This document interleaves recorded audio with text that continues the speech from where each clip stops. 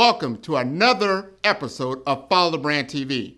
I am your host, Grant McGaugh, CEO of 5-Star BDM, a 5-star personal brand and business development company. I want to take you on a journey through another deep dive into the world of personal branding and business development using compelling personal stories, business conversations, and tips to improve your brand. By listening to the Follow the Brand TV series, you will differentiate yourself from the competition and build trust with prospective clients and employers. You never get a second chance to make a first impression. Make it one that will set you apart, build confidence, and reflect who you are. Building your 5-star personal brand is a great way to improve your skills and knowledge. If you have any questions for me or any of my guests, please email me at grant.mcgaw@5starbdm.com. Now, let's begin with our next episode on the Follow the Brand TV.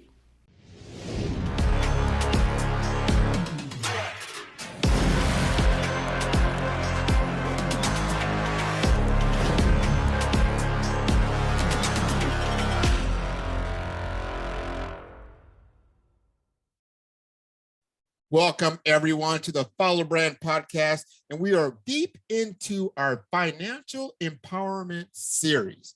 And I want to dedicate this particular episode to our women that are out there that are maybe or maybe not having challenges in the financial world. I thought that my guest today, Susan Howell, the money maestra, which means the money teacher, might be a very good resource for you as we begin to talk about how we can budget better, how we can take advantage of our finances, how to grow our wealth, and really start just having that good conversation, step back and look in the mirror about some of the things that are happening in our world. And now we can make some changes. So I'd like to introduce Susan. We're going to have a very good conversation. How you doing, Susan? I am doing great. Wonderful, wonderful, wonderful. So just start us off talking about why are you doing what got you started in this whole world of finance and specifically working with women. I know you work with some other individuals too, but you definitely wanted to dedicate this to our female counterparts. Yes, I do work with everyone, but I also specialize in working with women.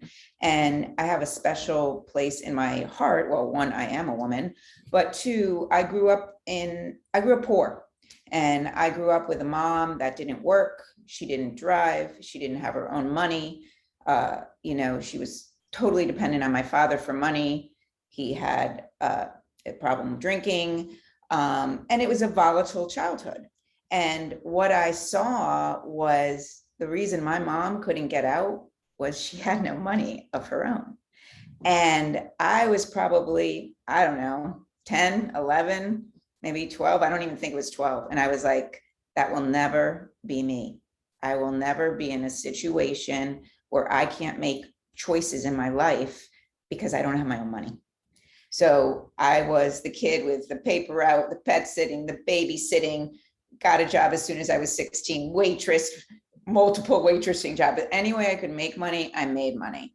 And I was the first person in my immediate family to go to college.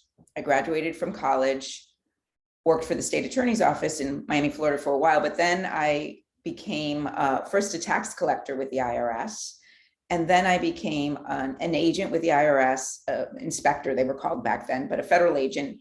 And then I transferred to the Department of Justice Inspector General, and I was a federal agent, and I worked a lot of corruption cases, a lot of financial crime cases, and I also was lent to the Drug Enforcement Administration for about 3.5 years, maybe, and I worked a lot of narcotics here in Miami. So everything, money is entangled in everything we do.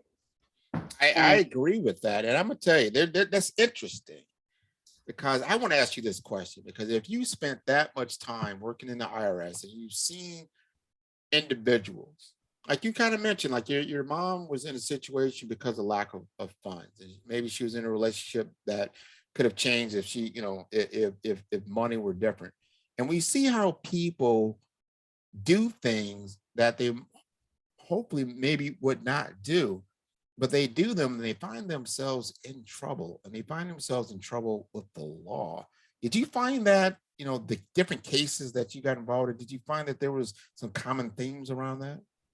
Well, I think some people are driven by money and instead of being in control of money, money controls you. And whether that's controlling you because you're a criminal and you want more of it and you don't care if you have to do it illegally, or whether you're in debt, but you continue spending on your credit card, even though you're in debt, I call that letting the money control you. And especially for me, and almost every crime, I had a sign on my desk for years. Somebody in DEA gave it to me and it said, follow the money. And it was a big dollar sign.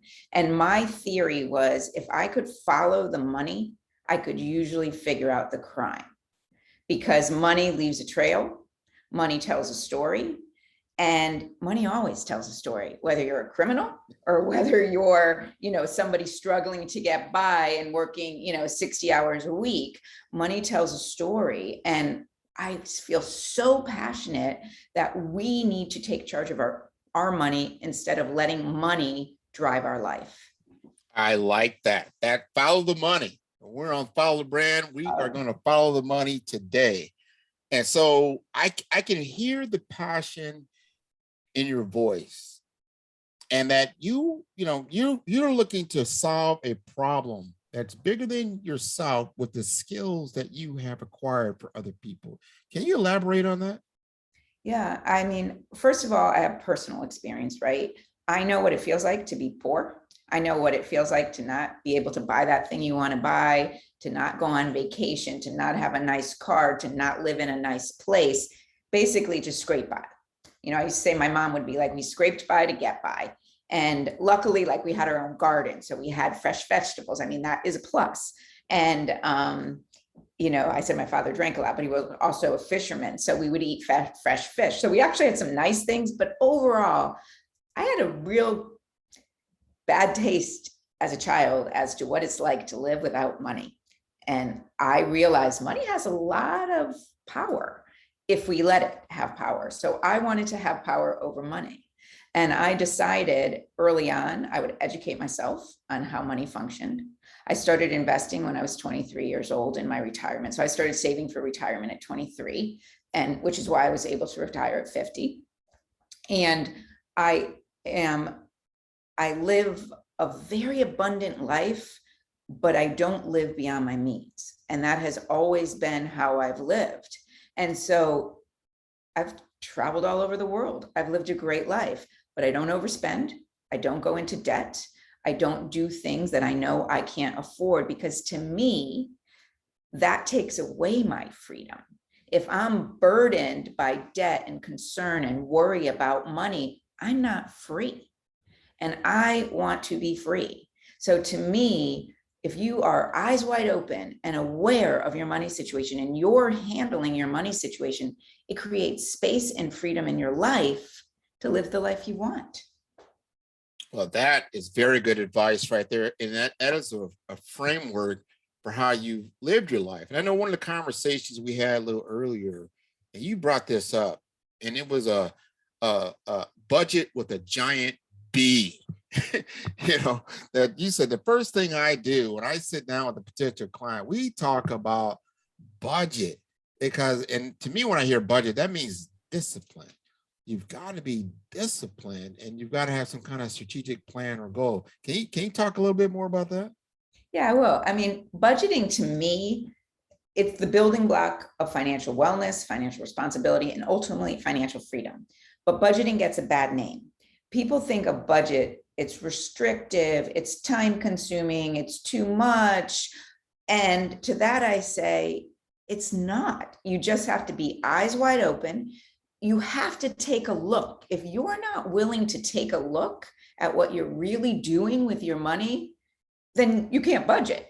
But head in the sand might seem easy right now, until the head in the sand approach means debt, taxes, inability to get loans, inability to save for retirement, work.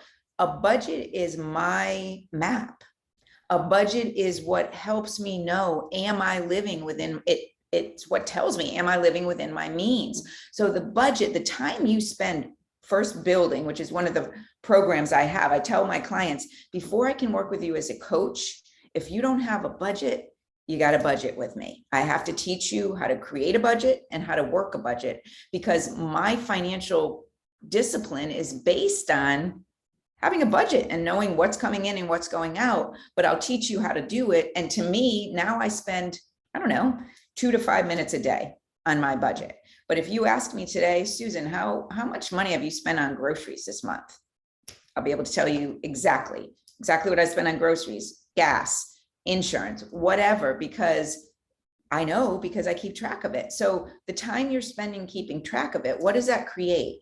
It creates knowledge, it creates security, and it creates a plan for you. So if you don't want to have a budget and you have no idea what you're spending, and then the credit card bill comes in and you're frightened, well, to me, that's a lot worse than spending the time on the front end to build the budget and know exactly what's going on in your life. Because why wouldn't you want to know what's going on in your own monetary life? Wow. Well, that's so important, and it's so easy to get caught up. You know, I know some people that they may be qualified as a shopaholic. You know, they go to the mall and they buy things, and because they get the credit card in the mail and then they apply for it and they get it, they feel like that's free money, and it's not. You know, it's money. It's really a debt card that's tied to, sometimes in some cases, pretty incredible interest rates. And then by the time you get running through a lot of different things over time, you find out you have an impossible debt. And I think that comes back down to having a budget, like you just talked about, and sticking to it and understanding it and owning it. You have to own that. So now I'm going to ask you, you kind of alluded to this already, that you established yourself, and I'm going to say you established yourself as an expert, you know, in this field. But you know, did you take your skill set that you learned working through the government, and then you developed this program, or kind of take us through that story, how you got started? Yeah, obviously I'm very good with money, you know, and, you know, I will give myself a little pat on the back for retiring at 50. And that took, yes, discipline, but I want to say this about how I was able to manage. I also get a pension from the government because I worked for the government for so long. So of course that helps, but it is my retirement savings, my security blanket, that allowed me to retire at 50. And I started at 23, and it became such a easy thing for me to do. Every paycheck, I just took a chunk of my paycheck and I put it in my retirement account. So I never even knew what it felt like to live on that extra money, because I never lived on it. I just said from the beginning, I'm taking, and then when I got a raise, I take a little more and throw more in my, so I live this great life. And meanwhile, I've got this account building and building and building and building for my retirement. And I feel like I'm doing basically nothing. So that is the beauty of compound interest. That's the beauty of, you know, money growing. And it's the beauty of having a little bit of discipline to say, you know what, instead of knowing what it's like to get my full raise, why don't I just put 75% of my raise in my retirement account? I'm still getting a 25% bump, but I'm also creating freedom for myself. I'm all about this. I want to live the life I choose. And I did not. I mean, anybody that knows me, I've been traveling since I was in my 20s. I live an extremely abundant life. But part of that abundance is being disciplined with my money. The discipline and budget, they get bad names. There's nothing wrong. If you're an athlete, are you disciplined? Yes, you are, or you're not going to be on your best game. It's the same with money. And so for me, I have a son, and I wanted to break the cycle, basically. You know, being poor, not having money is ending here. I'm not saying I need to be rich or crazy wealthy. I don't want to be poor. I don't want my son to be poor, but I also want him to be responsible. So as I was raising him, I was teaching him about money. But then when he got to high school, I realized he was learning nothing about personal finance. And so I contacted the principal. I was still working for the government, and said, if I create a program to teach your juniors and seniors basically just the core money skills they need to know, would you let me come in and teach? And he's like, we can't pay you, but if you'll do it for free. Well, I'm like, I'm going to do it for free. It's my son's class. So I went in and taught just one day. I went in and taught, I can't remember if it was an hour and a half, 2 hours, but I went in and just created this PowerPoint, and I talked to an auditorium full of students, and the hands that went in the air afterwards were like question after question. And I realized like the light bulb went off. I was like, when I retire early, I am going to create a company where I empower women, I empower young people, and anybody. I mean, I have male clients, I counsel couples over money. Anybody can be my client. But if you ask me what was my driving force, it was wanting to kind of, represent my mother and use her inspiration and have her, what I learned through watching her be used for something else, to alchemize that. And I also want young people to know, if you can figure this stuff out young, you don't have to struggle with money. And it doesn't really matter. You have to make some money, but you don't have to graduate from college. I was making $17,000 on my first job, 17,800 or something. And then I went up to 21. It wasn't until I was well into my 30s that I was making, over $100,000. So I wasn't making a lot of money when I was savings for my retirement. Anyone can create a plan. That's the key. You've got to want to do it and make it a part of your daily, weekly, monthly activity, right? That if I've got $1, I remember someone telling me this early in my career. I had to be in my 20s. And they told me this, and I'll never forget. They said, you have to learn to pay yourself first.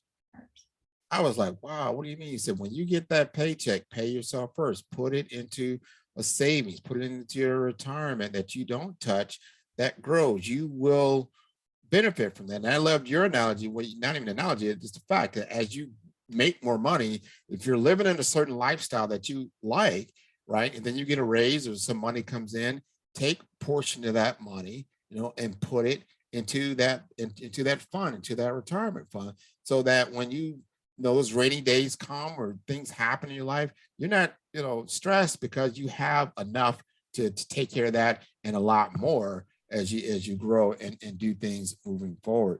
So I want to ask you that, is someone had to ask you, like, okay, Susan, how do you define your brand when it comes to your company and what you do? Do you have like a statement that says, this is your passion, your energy, and this has become a part of your brand? How would you articulate that? Well, I would say, first of all, to me, financial responsibility ultimately equals financial freedom. Responsibility and freedom are interconnected. And I'm authentic. I'm a truth teller. I am really good with money. I'm a great communicator, and I really care about my clients. Like when I'm working with my clients, I'm working with my clients. And I tell them, I don't care where you start. I come with no judgment. I come with no preconceptions about you. I just want to know your story. Tell me where you're at. And you got to tell me what's going on with your money. I need to know everything that's going on with your money, because I can't help you if you're hiding from me. So I would say that I am, very authentic. I'm an expert in my field. I'm going to tell you the truth, and there's zero judgment, but you have to want to get on the path. If I just have a client that is just willing, and they'll say, but I don't know anything about it, that's okay. Are you willing? Are you willing to start to get on the path to financial wellness and financial freedom? Because that's all I need. And we go from there. So I can take people, and listen, my clients, I have wealthy clients. I have people that are just starting out. I have young people. I have older people. I have couples. I have widows. That's another thing that happens, is I'm starting to see like women that have never had to deal with money, and now either a husband dies or incapacitated, or they get a divorce. And now they're like, oh my God, I never had to deal with money before. Hire me. Let me come in and teach you how it works. Because there's this, in my mind, I mean, I know we're all good at different things, and I happen to be good at money. but I simplify the way money works for people. In my mind, money is not complicated. So if I can help somebody kind of go through the muck of it and say, listen, a lot of what you think about money is just what you think about money. Once you can start to change your mindset, the actual basics of how money functions is not difficult. But people have like mental blocks about money. And so part of what I do is clear away the blocks, like get rid of the cobwebs. You're going to start fresh and we're going to reframe how you think about money. Well, I think what you just said there is I think a common problem is that, well, money is money, but it's connected to emotions. Mm-hmm. There's emotional, there's feelings around it. A lot of people, I've talked to a lot of different people, there's insecurities about the security, and you don't want to have conversations, especially even within your own family, like money wasn't talked about. Nobody likes to talk about that, even though it's probably one of the most important discussions you need to have as an individual, as a family, because that's how you survive. That's your survival tool. And you need, if you don't have those discussions, or you say, you know what, I just not very sure about this or that, or I've even had these other discussions where people have had money, right, or a certain amount of money, maybe they took a lump sum, and then through bad investments, they lost it. And then they don't want to talk about that. Like, oh my God, that is because it's just a difficult conversation to have, not only with yourself, but for someone else. Have you found this to be, the most common problem that you have to overcome first, or are there other things? I think that is one of the most common problem. I see that there's shame attached to money. That's another thing. You didn't mention shame, but there's a lot of shame attached to money. And money is an inanimate object, right? I mean, it's a currency of everything. And yes, it infuses everything, but it's money. So money doesn't define you. And I tell people, money doesn't define you. Let's make money work for you. But so I think when people work with me, that's the first, they get kind of like a breath of fresh air. Like, oh, she really isn't judging me. Oh, she really isn't making any assumptions about who I am. I'm like, none of that. Like, it's dropped at the door when you work with me. When you work Money Maestra, it's you and me, and we're working through your money issues, and we're going to get you to a better place, and we're going to change your mindset. I really work on mindset with people. And I just came off a workshop called Women, Money, and Relationships that I teach. And it's exactly about that. It's like, what's your money story? What's playing in your head? Is it serving you? And if it's not serving you, how can we flip the switch? And then how are you talking about the people in your life about money, or are you even? And if you're not, let's change that. And so this workshop, it's a 4-part series. I just got off it, and it's a extremely powerful workshop, because first, what's going on in your head? Because if your money story playing isn't serving you, then when you go into conversations with the people in your life, it's also not serving the conversation. So get yourself straight first, and then take that new kind of money person that you're becoming, and then bring that person into the conversation. Because one thing, money gets really emotional, but I'm always in control of me, right? So if I'm dealing in a conversation with somebody that's emotional about money, but I'm not emotional about it because I've worked through my stuff, then I can bring the conversation down to where it needs to be. I can negotiate with the person. But if we're both highly emotional about money, that's not working. And I think a lot, that's what happens with couples. Couples are on different extremes about what they want to do with the money, what they should do. So instead of meeting in the middle or having, really positive communication, there's anger, there's resentment, and then the money ends up infusing. What do they say? The 2 biggest causes of divorce. One, cheating. The other, money. Money is either the first or second. It's in the top 3 causes of divorces, is money. And it doesn't have to be. It really doesn't. I totally agree. Yeah. So I'm here to change the way people think about money, change the way people use money, and also just make money work for you. Don't be controlled by money. Be the controller of your money. And it's a mind flip. But when you get it, it's like the light bulb goes off and you're like, whoa, I can walk through this money world completely differently. I And tell you, I want to that, ask you a question. okay, This has come up in life, and I know it's probably some of the core competencies or some of the expertise that you have. I'm not sure, but I want to ask this question: okay, is that now, and this happens that um, now you have a relative mhm, that passes away, right? okay, And then now there's estate issues that mhm, you, because you are the executive of the estate, you're the primary responsible party.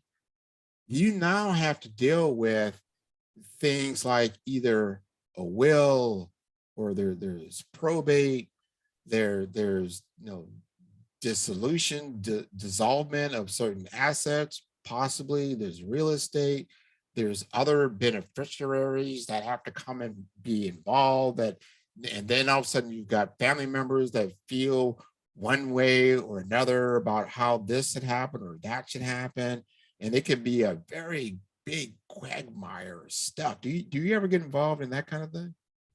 I am not an attorney and I don't, advise on any of the legal stuff with estates, but as far as what I advise as getting prepared for it, I have my estate already worked out.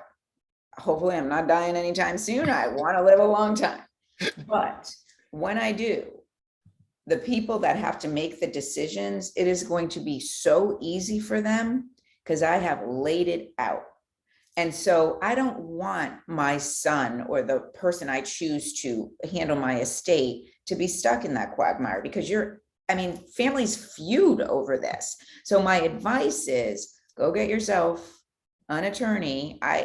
Set up at a minimum a will, but really a trust. It makes it even easier depending on the level of assets. Not everybody needs a trust, but if you've got a lot of assets and it's complicated and there's a lot of people you want to share your money with, you might want to talk to an estate planning attorney about, do I need a will or do I need a trust? But if you die without a will, you've got to go through probate. And then it's like by the laws of the state, and different states have different laws. So my advice to people is take care of that when you're healthy.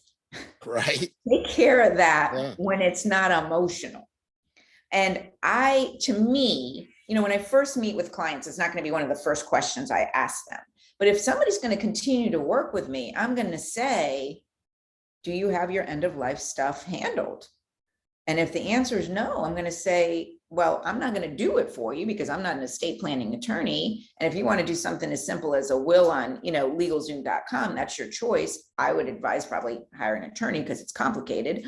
And estate planning attorneys aren't that expensive. But to know that, God forbid something happened to me, I'm not leaving a mess behind, because a lot of people leave a mess behind. And so that's my advice. Get it straightened out when you are healthy and not emotionally attached to it. And be clear, like if there's things in your house, and I've talked to my attorney about this, I have some nice things that I might want to leave to some people specifically, not be like, okay, these 3 people get to divide everything up. So she's like, Susan, if there's something specific you want to go to a person, take a photo with it, initial on the back and say, this goes to, give their name, as much information as you know about them, and clip it to your will or clip it to your trust. Be specific. If you don't care, you don't care. And then you can let the 3 or 4 people or your kids or whoever figure it out themselves. But if it's important to you, don't leave it on the people you leave behind to have to make the choice. It's your stuff. Make your own choice. So that's how I feel about it. I have all that stuff already worked out. I think what you said there at especially that last little piece, meaning don't leave it up to somebody else. That's the part that gets it. You might have your children, you might have a significant other, and all of a sudden this whole thing is in their lap and they're completely unprepared. So be responsible on your part and take care of that as much as possible. And I tell people all the time, talk to an expert. This is maybe not your expertise. So, talk to somebody, get 3 or 4 people to talk to when it comes to real estate, or excuse me, end of life estate planning. and that type of thing. So I'm just glad you mentioned that. That's wonderful. So I'm at the point of the show that I always unplug. And what that means is I want you to speak directly to my audience. My audience is there's a lot of people that are entrepreneurs, a lot of young people, a lot of people that are deep into their careers, senior level managers in a lot of different professions. And I want you to be able to speak to them directly about how you can help them and impact their lives financially. Thank you very much. Okay. So, you've heard me speak. Being in a situation where you are choosing your life and you are choosing how money shows up in your life and how it's used in your life, you have to commit to that. You have to say, not head in the sand, eyes wide open, whatever my situation is right now, I'm going to look at it. And so what I tell people is come to me where you are as you are. I don't care if you're really wealthy and you just haven't been using your money too well and you still, even though you had a lot of money, you don't have a lot of money, or if you're just starting out. I love when I get the young people. I just did a session with a young couple and they're just starting their life together. And they said, this warmed my heart so much. Susan, we came to you because we want to start on solid ground. We want to be communicating from the beginning. And they budgeted with me. We set up their budget. They communicated back and forth. It was beautiful. And then they're going to continue to coach with me, at least for the next few months, so that they make sure they're keeping the flow of what they've already started. So what I advise people is start with, I have a program I call, right now it's called Budget Like a Boss. And I meet with people where you are, as you are. I sign a non-disclosure because obviously I'm not going to talk about, people's personal finances. And I work with you about what's your mindset. Where are you? Where are you at? What are your struggles? What's holding you back? Are there things you want to accomplish that you're not? So I get a feeling for where are you with money right now? And then we get to the nuts and bolts and we create a monthly budget. And whether you are making $500,000 a year or, $25,000 a year, you still need a budget. And and it's funny because there are some people that aren't making big money on paper, but if they start this discipline early, those people later in life have an awful lot to show for it. And the other thing I will say is get rid of the idea that a budget is limiting or that keeping track of your money is limiting. It is absolutely freeing. I have created basically my dream life. I mean, am I vacationing every day? No, but I don't want a vacation every day. But you know what? When I want to take a vacation, I can. When I want to go visit my family in the Northeast, I can. Pretty much I can live life as I want because I got all my ducks in a row almost effortlessly. Because once you create the habits, it's meet with me. Let's do my program in the beginning where, you got to put skin in the game. If you can't put skin in the game, then I can't work with you. But if you can put skin in the game and come in with an attitude that is a can-do attitude, I can help you shift. If you have negative feelings around money, that's all right. We'll work through it together. But let's establish the base. And then from there, I have clients now that are like, you're going to be my coach for the rest of my life because I just need you to give me that little extra oomph every month to say, I've some people that want to meet with me multiple times a month until they start getting on their own path. However it works, I have different programs for different people, but I say the key is let me budget with you and get rid of the what you think a budget is, because I'm going to show you that it's something completely different and it's extremely freeing. And, hopefully people can feel my passion. I know this works. I know it works because I did it in my own life and I am on fire about it. I want young people to get it. If young people get this by their mid-20s, it will change the course of their life. Well, so I tell you, your passion, it comes through, you come through the screen, you come through the microphone, and I implore you. And one thing that you said that still resonates with me, and it's kind of disappointing that we find out in our school systems that we're not teaching financial, and I hate the word financial literacy. That makes me feel like we're Education, let's totally say. illiterate. But yeah, the financial education, personal finances.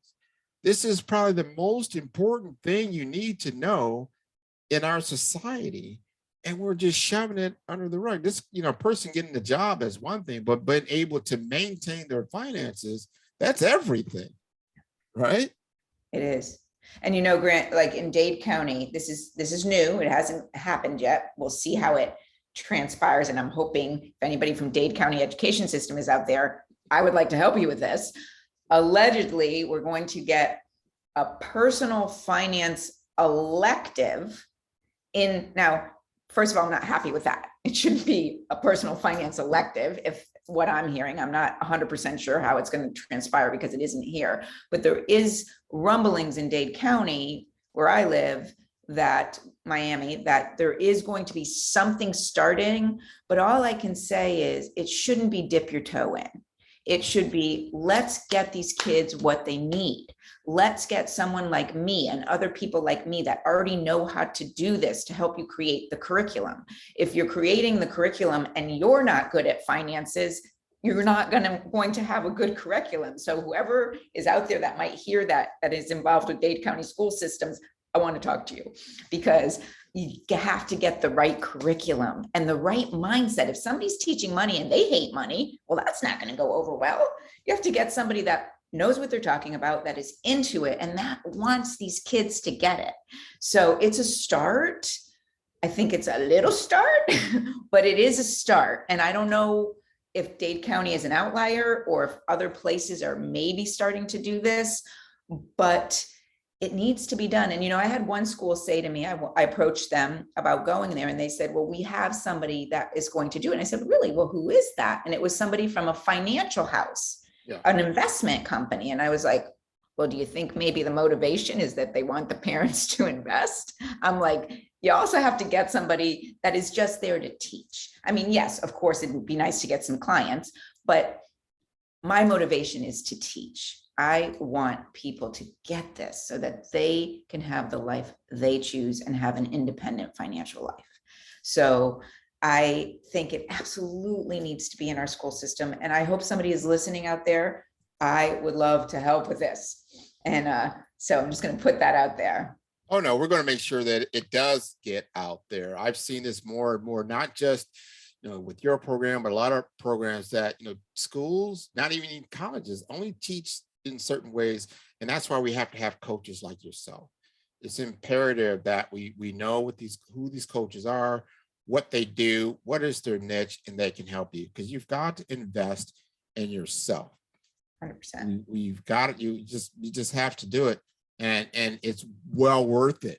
Well worth the spend. The ROI, return on investment, is there. So if people want to get in touch with you, what is the best way, Susan? They can go to my website, which is Money Maestra, and that's Spanish for teacher. So money and then maestra.com. And they can also email me at susan@moneymaestra.com. I'm on LinkedIn under Susan Howell. I'm in Facebook under Money Maestra, and I'm on Instagram under Money Maestra. So reach out to me, drop me a line, follow me on Instagram. I do blogs, I give free information, I give free tutorials, and I have paid workshops coming up for students, for women, for couples. So pay attention to my website, my Instagram, my social media, and I'll keep you up to date on what I'm doing, and sign up for my newsletter on my moneymaestra.com, and then you'll get updated on everything that I have going on. But I love this stuff. I'm passionate about it. I want to help people. So Susan Howell, Money Maestra, give me a ring and let's work together. Without question, we'll be working with you. This has been a wonderful episode. I really thank you for taking the time to join us on Follow the Brand. Remember, everyone, you can see all the episodes of Follow the Brand at www.5starbdm, and that's B for brand, D for development, M for masters.com. Until next time, Susan, we'll see you later. Bye, Grant. Thank you. Have Bye-bye. a great day. Bye.